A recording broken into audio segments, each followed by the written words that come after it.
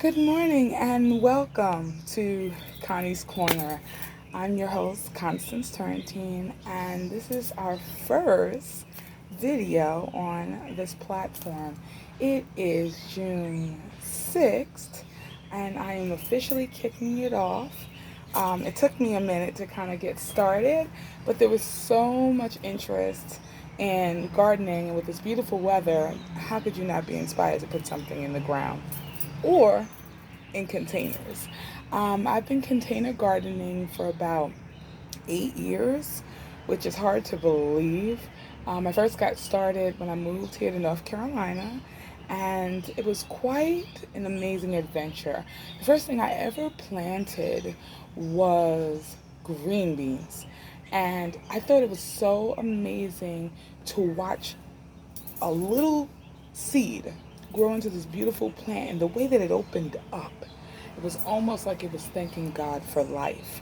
And that was such a profound experience that I threw everything in the ground. And much like anybody else who's gotten started, you have a lot of failures. And you just throw everything, you don't really pay attention to anything on the back of the labels, or maybe you do, but you still don't quite know what works for what plant. What really sharpened my interest in gardening, it really was a rough time in my life. I had stopped gardening in 2015 after I lost my mother to a very senseless murder. I had grown some tomatoes prior. Usually I'd kick it up a notch, of course, in the summertime. And she wasn't there to eat my tomatoes, and it hurt. It wasn't until I went to my job, which I am a teacher, and I work with special needs adults who have a very amazing way of tapping into your emotions without saying a word. Most of my students are nonverbal, but my whole entire building is full of these amazing, differently abled individuals who sensed my need for some love and care.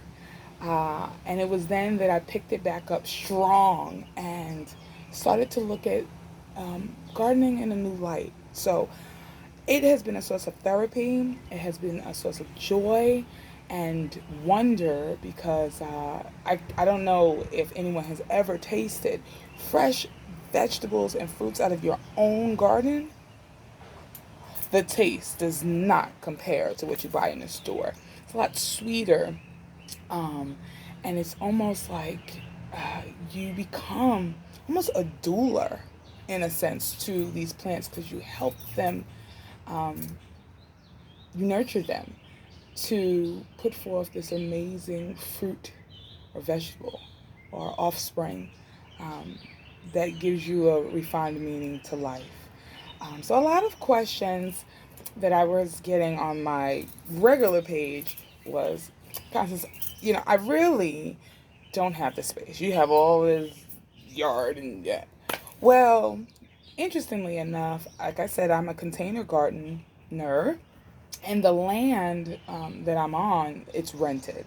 So no, I don't have a lot of space, and I'm very limited to what I can do in this space. Let me share a quick story. Um, I now garden all the time. I garden indoors, outdoors, and we'll talk more about how do you do that because it's been quite a journey. But one of my favorite things to do is to take the things that I eat and say, can I grow this? Anything from cantaloupe to mangoes to pineapples. And you're like, oh my goodness, this might not be the right place to grow it, but why not? I contain a garden because it's less expensive. Well, if you really ask me, I've spent a lot of money on pots and soil. Soil is a very hefty expense. But the cool thing about it, I'll say, for example, this is not food. This is actually a wandering Jew plant. I actually got a piece of this plant, just about this much of it, from a car dealer. Well, not a tire place. I went to go get new tires on my car, and she was growing peppers, and I was like, this plant is so beautiful. I mean, the front part of it is green and purple, and then the back, I love this under. tone of purple underneath there. I said, well, fine. I don't know how to grow it. She said, well, put it in water just for a little bit. Put it in a cup with water. Put it by your windowsill, and it'll grow. And I can tell you, this is a piece of a piece of a piece that I have given to so many people. And the fact that I took one little piece of something that I gave to someone else to have it at home because I've moved and, I didn't have it and I missed having this plant. Well, this was only, like I said, this amount, and look at how much it has grown. This is actually, take it out, in a very small pot. See that? But it has enough drainage. And I like putting it in here because I have a little water reserve in there so that on hot days, I tend to water daily. But on hot days when I can't get to it, it still has that it can suck up into its root system and be nourished. So this sits here in Connie's corner. And interestingly enough, you can grow in anything. Now, excuse the reference because I am not sponsored by anyone and I'm not promoting anything, but you can grow in anything. This is actually ivy, which walking around the yard, I found it and I was like, hey, let me root it and grow it. And if you can look closely, there's roots in there. Amazing, right? Also, I have this bamboo. Look at this. This is amazing. This beautiful bamboo. Look at that. Inside. It's growing. A little nice little shoot. So it's been really amazing taking different types of containers. And like I said, these are bottles. You know what type of they are. Not at liberty to speak about that. Conflict of interest. But look at this. There are some that you can grow. This right here is actually a purple crown, and it grows like crazy. These are just some regular plants that I keep on my deck. But size of containers, if you don't have the big ones, and I'm going to give you a little hint. I do not go and buy anything that's specific for what it's purpose for. If you go out and you buy a flower pot, they know you want a flower pot, so they're going to charge you accordingly. But if you go out and you go to the Dollar Tree and get like a waste basket, put some holes in the bottom, get some nice fertile soil, hello, it's a flower pot. I've grown in things like tires. My favorite thing to grow in actually is a tote. Those usually run about $6-7. They probably went up. It's probably about $8 right now. You can get it at your local Walmart. Put some holes in the bottom. Add some rocks for some extra drainage. Boom, you have a 17-gallon pot. You can grow anything in there. And like I said, I've grown things that I eat. I got trees, y'all. Trees. The cool thing that I'm growing right now is I'm into these berries and fruit trees. So this year I'm adding peaches and lemon, lime, orange, and my zone is 7B. You know, truth be told, there are certain fruits and vegetables that are meant, mostly fruits, that cannot be grown in certain climates. But I don't let that stop me. I love science and I love art. So part of what I do is just learning what plants need. And if I can replicate what they need, it doesn't matter where you grow them. You can grow them indoors, you can grow it outdoors. Growing indoors, you would need specific lighting. And like I said, I will go through each one of these methods, take you on a journey with me, show you some of the things that I have growing indoors as well as out. But as an introduction, I just wanted to open up the forum and ask you, why do you want to garden? Go ahead and comment below. Let me know, why do you garden, or why do you want to get into gardening? And I don't really think of myself as a gardener, but I don't think of myself as an artist. And I don't think of myself as a teacher. But naturally, I am.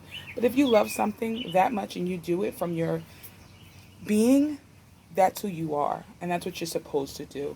I find that when I'm really, really stressed, looking at some of the plants and watching how they just be is enough for me to say, you know what? Life's not that bad after all. I I enjoy watching my mango seed grow. I grow mangoes every year. There's one that I have that I've had now for 2 years. It's beautiful. Um, I have avocado, which I had it for 2 years, but what I neglected to do to it, which again, I'm always learning, it needed to eat. I didn't fertilize it. A lot of people who are holistic gardeners will tell you go with what's most natural. And believe it or not, I use anything from banana peels buried in my soil, eggshells to make sure it has calcium rich soil. And you have to know your plant to know what it needs. But as a general fertilizer, I use fish fertilizer. Lord, it stinks to the high heavens. But when I started looking at some of the older Native American practices, they used to grow corn and they would put a dead fish inside of the ground, right after they, dug the hole, put the seed in, and he buried it. And whoa, that fish fertilizer is high in nitrogen, which really is something that plants need, love, and it helps all of the plants grow greener. I maintain 4 spaces. I have over 100 something plants, which I said I was going to tell the story, but I moved here a couple of months ago, and I don't think my landlady knew what I meant by I love plants and I care for plants. Well, I had them on my front porch, my back porch, and it for her, she didn't want that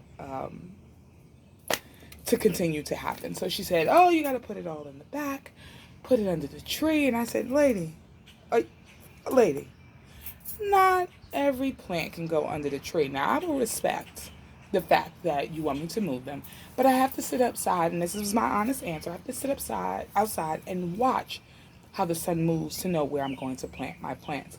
And what was frustrating about that was when I first moved here, I had spent hours just sitting outside and observing nature, watching what the birds do, which that's my new interest, thanks to a dear friend of mine. Um, and watch where they gravitate to and watch how the trees that are already planted, where were they reaching to?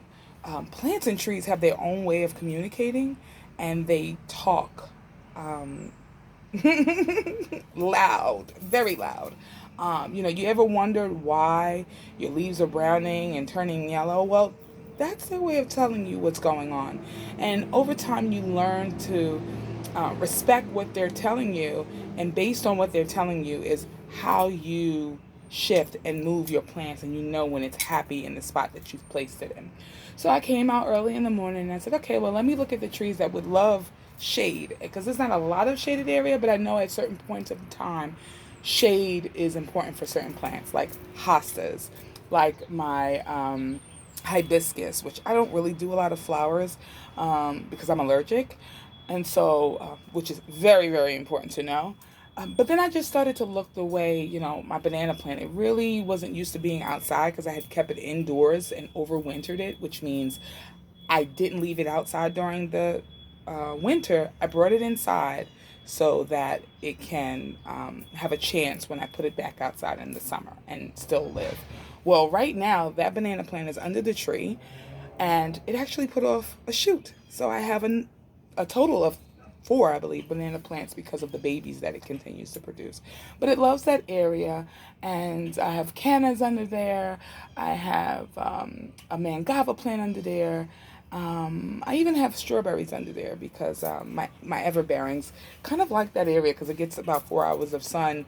I put it towards the outside of the tree, and it gets more shade throughout the afternoon. So it's important to know your plants.